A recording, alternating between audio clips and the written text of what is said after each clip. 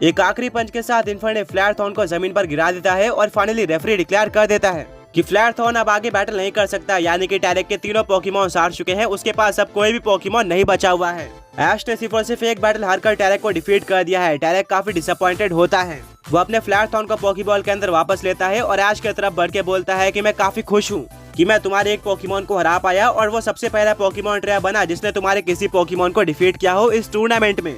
ये मेरे लिए काफी बड़ी अचीवमेंट है। ऐश एक स्माइल लेता है और बोलता है डेफिनेटली तुमने काफी अच्छी बैटल करी है, स्पेशली तुम्हारा सिंड्रेक इंप्रेसिव था एंड तुम्हारा कॉन्फिडेंस भी कमाल का है। इस कॉन्फिडेंस के साथ तुम डेफिनेटली काफी आगे जा सकते हो। टैरेक ये सुनकर काफी खुश हो जाता है क्योंकि ये कॉम्प्लीमेंट और किसी की तरफ से नहीं बल्कि एट्रो चैंपियन ऐश केचम के तरफ से था। कमेंटेटर बोलता है कि टैरेक इस टूर्नामेंट से बाहर हो चुका है।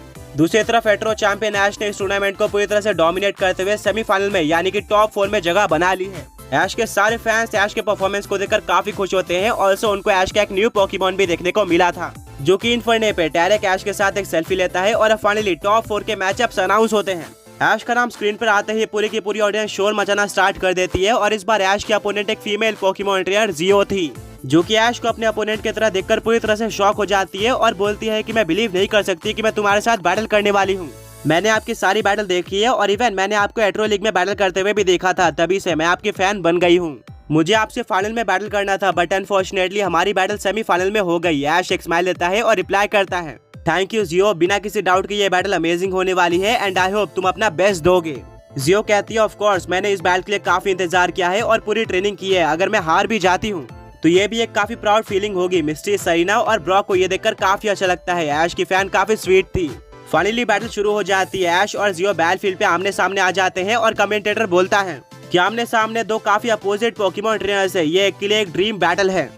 दूसरी तरफ एक काफी एक्सपीरियंस्ड पोकेमॉन ट्रेनर है जिसने अभी तक पूरे के पूरे टूर्नामेंट को डोमिनेट किया है और काफी सारी बड़ी बड़ी बैटल्स कर यहाँ तक पहुंचा है। ऐश बोलता है जियो चलो इस बैटल को मेमोरेबल बनाते हैं। जियो अपने फिस्ट को बंद करती है और बोलती है डेफिनेटली ये बैटल काफी कमाल की होगी। फाइनली ऐश अपने पोकेबॉल को निकालता है और बोलता है इन्फर्नेप बाहर आ जाओ, यानी कि ऐश अपने पहले पोकेमॉन की तरह पिछले मैच के हीरो इन्फर्नेप को यूज करने वाला था। जियो को इन्फर्नेप के बारे में अच्छी तरीके से पता था। वो इन्फर्नेप को देखकर काफी खुश हो जाती है और बोलती है मुझे पता था कि तुम इन्फर्नेप को यूज करने वाले हो और मुझे इन्फर्नेप जैसे पोकेमॉन से बैटल भी करना था।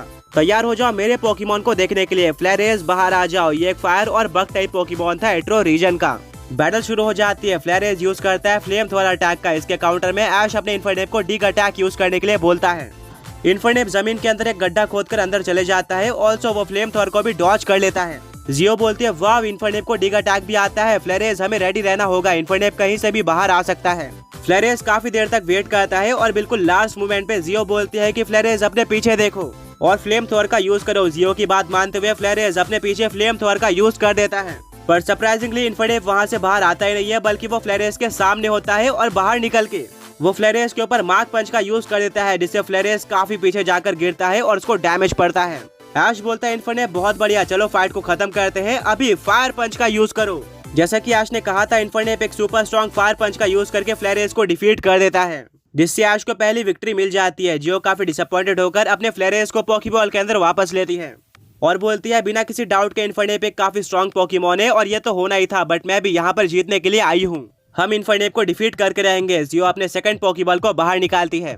आगे बढ़ने से पहले पिछले पोके क्विज के विनर्स ये रहे एंड आज का क्वेश्चन ये है कि ऐश ने किस रीजन में सबसे ज्यादा पोकेमॉन्स को कैच किया था। जियो अपने सेकंड पोकेमॉन को बैटलफील्ड पर फेंकती है जिसमें से पायरॉक्स बाहर आता है। ये एक फायर और रॉक टाइप पोकेमॉन था। बैटल शुरू हो जाती है और पायरॉक्स यूज करता है लावा क्रैश अटैक का।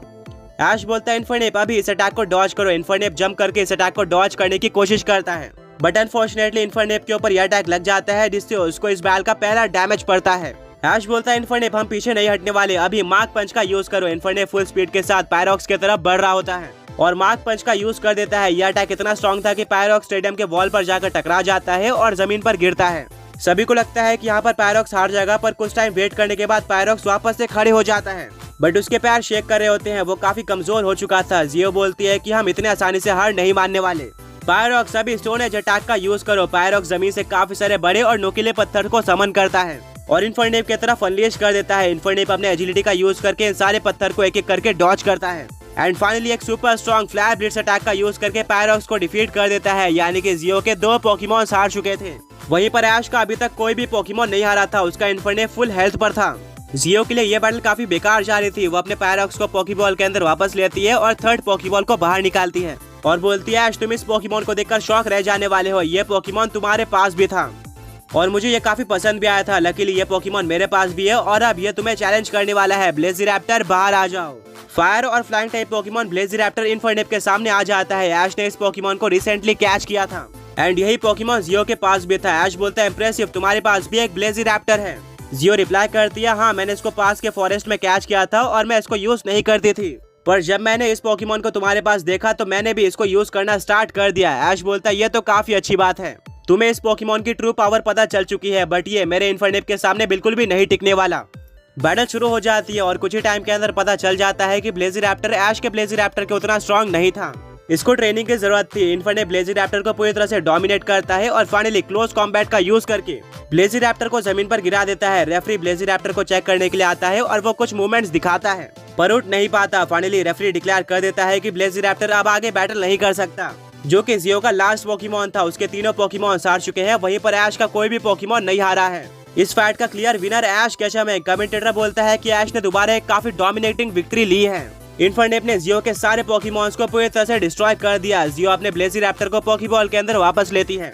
चारों तरफ से ऐश के फैन शोर मचाना स्टार्ट कर देते हैं। ये सुनकर जियो स्माइल करती है और बोलती है थैंक यू ऐश, भले ही मैं हार गई हूँ बट मुझे इस इकलौती बैटल से काफी कुछ जानने को मिला और मुझे तुमसे हारने में भी काफी मजा आया। ऐश कहता है कि जियो तुम्हारे अंदर बहुत ज्यादा पोटेंशियल है, तुम टॉप 4 तक पहुंच गई और सिर्फ एक कदम दूर थी मिस्ट्री बॉस को लेने से। यही बताता है कि तुम कितनी ज्यादा स्ट्रॉन्ग पोकेमॉन ट्रेनर हो। सॉरी मैं तुम्हें डिफीट तो नहीं करना चाहता था पर मुझे ये करना पड़ा। जियो काफी इमोशनल हो जाती है और वो आखिरी बार ऐश से हाथ मिलाकर वहाँ से चली जाती है। कमेंटेटर बोलता है कि टॉप 4 में जियो को डिफीट करने के बाद फाइनली ऐश फाइनल्स में पहुंच चुका है। ऐश तीनों मिस्ट्री बॉस को लेने से सिर्फ एक कदम दूर है बट अभी तक हमें सेकंड फाइनलिस्ट नहीं मिला है। मिस्ट्री बोलती है क्या इसका मतलब अभी तक सेकंड सेमीफाइनल बैटल नहीं हुई है? ब्रॉक बोलता है कि हाँ तुमने बिल्कुल सही कहा, देखना होगा कि फाइनल्स में ऐश के साथ कौन कम्पीट करता है। मैं काफी कॉन्फिडेंट हूँ कि ऐश ही फाइनल्स को जीतेगा और मिस्ट्री बॉस ले जाएगा। फाइनली ऐश स्टेडियम में अपने फ्रेंड्स के साथ बैठ जाता है और वेट करता है सेकंड फाइनलिस्ट के डिक्लेयर होने का। डेफिनेटली वो पोकेमॉन ट्रेनर काफी स्ट्रॉन्ग होने वाला था।